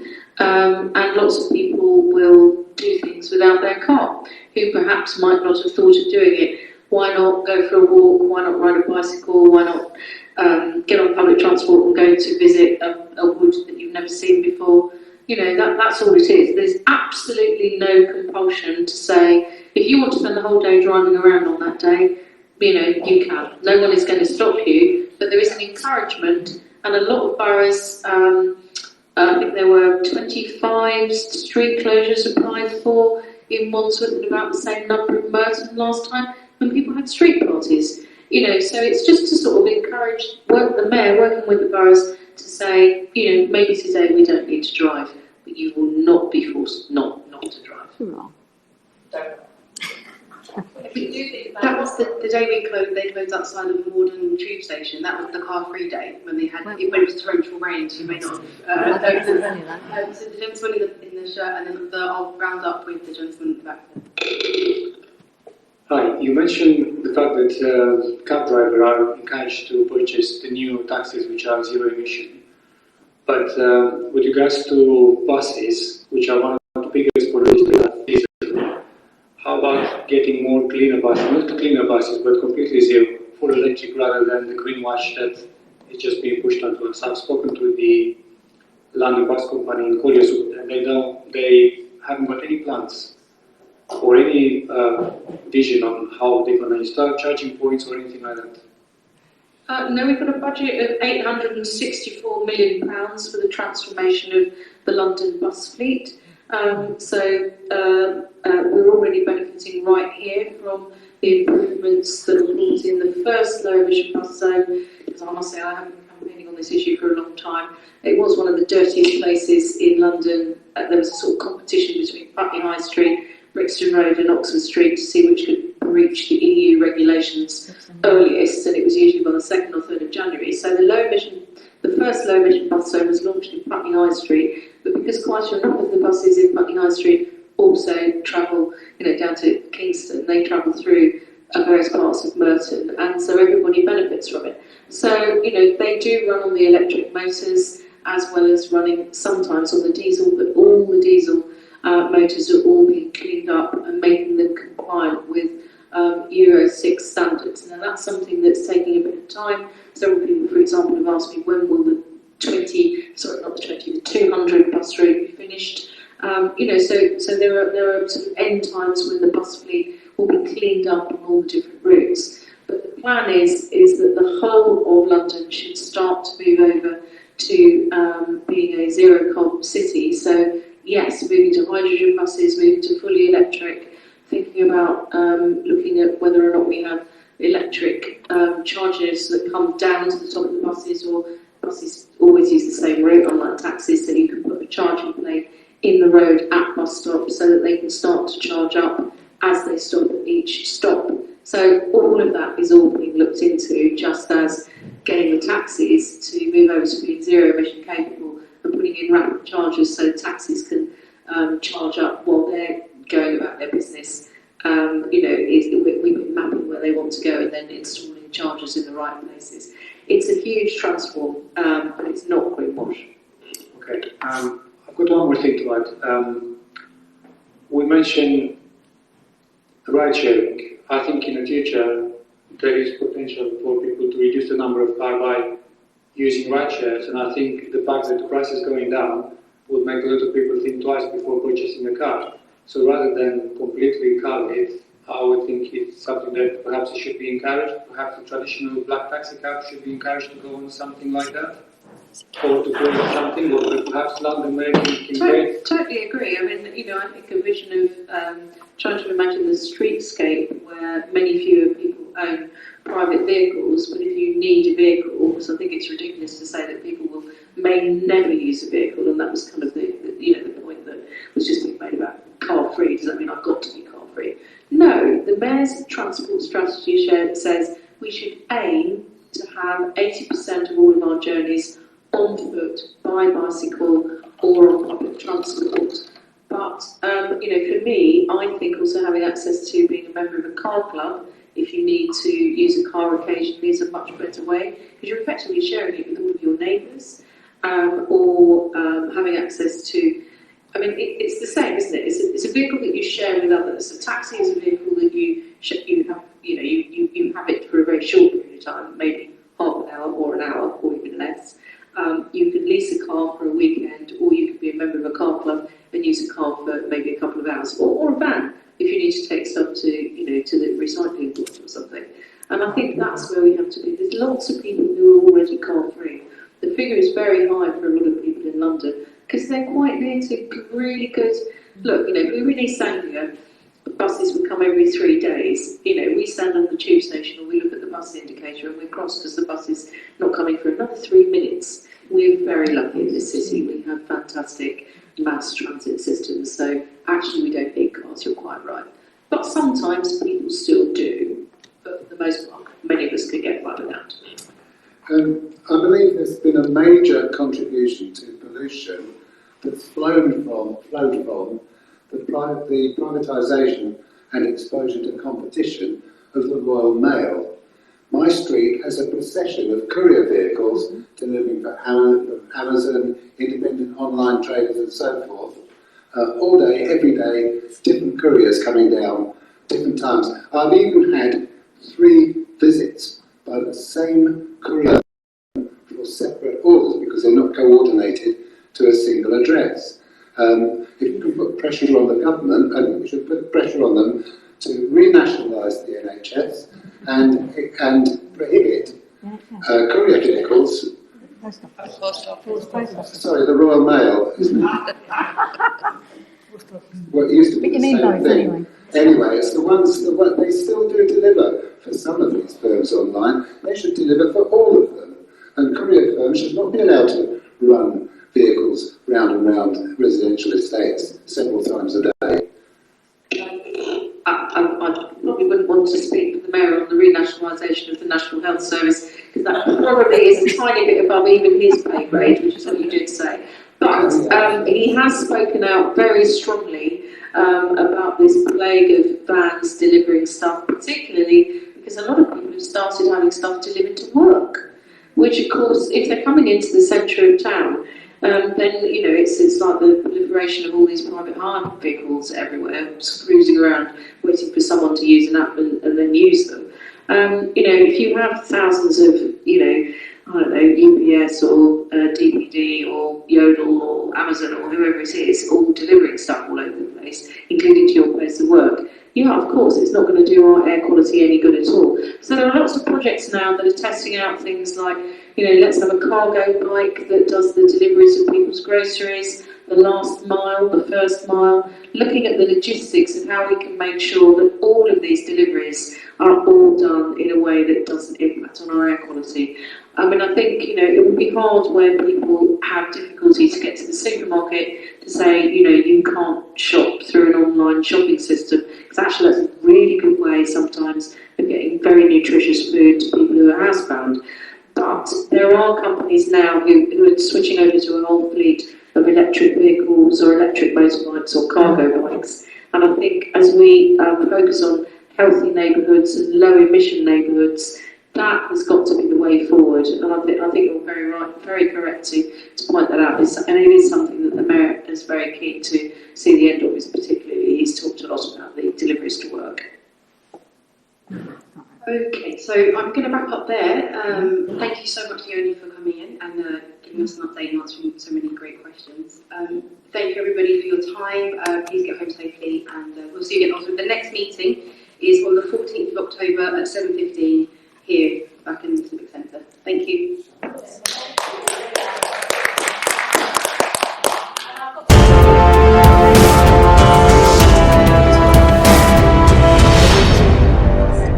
Some of the other areas, very competent.